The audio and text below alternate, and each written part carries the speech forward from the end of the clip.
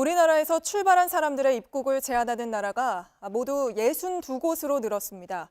유엔 회원국 수 기준으로 전 세계 30%를 넘는 숫자입니다. 베트남은 내일부터 15일 무비자 입국을 중단하고 러시아는 3월 1일부터 모스크바를 통한 입국만 허용합니다. 우리나라를 들른 지 2주가 안 된 사람은 크루즈선에도 타지 못합니다. 중국에선 우리 교민들이 자가격리를 강요받는 수준을 넘어서 중국인들의 집단 항의까지 받는 일이 잇따르고 있습니다. 바로 베이징 연결하죠. 박성훈 특파원, 중국에서 한국인들에 대한 공포심이 커지고 있다고 하는데 어느 정도입니까? 네, 중국인들이 한국인을 보는 시선은 우려스러운 수준입니다. 오늘 대구에서 출발해 베이징으로 들어온 한국인 7명이 공항에서 응급차로 바로 호텔로 격리됐습니다. 사전 고지를 받긴 했지만 앞으로 14일 동안 체온 검사를 받아야 합니다. 난징에서는 주민들이 한국에서 돌아온 우리 교민들의 아파트 진입을 집단으로 막는 일도 벌어졌습니다. 칭다오에서도 비슷한 일이 벌어졌는데요. 잠시 영상 보시죠.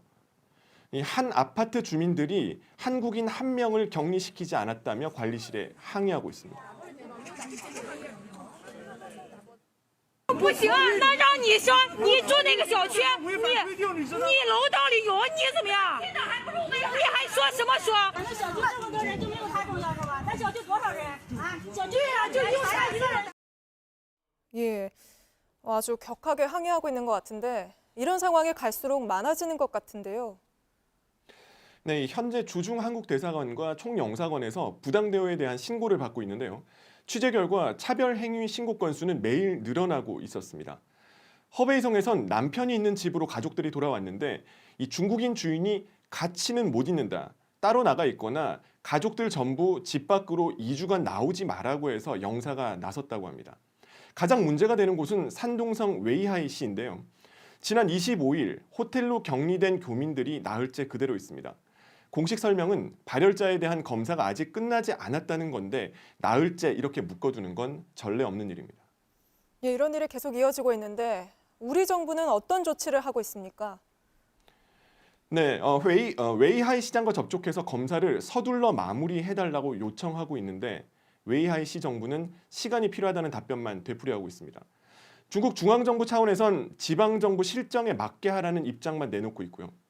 오늘 오후 3시 기준으로 발열이 있다는 이유로 격리된 한국인은 산둥성과 장수성 등지에서 138명, 어제까지 226명을 포함해 총 364명으로 늘었습니다.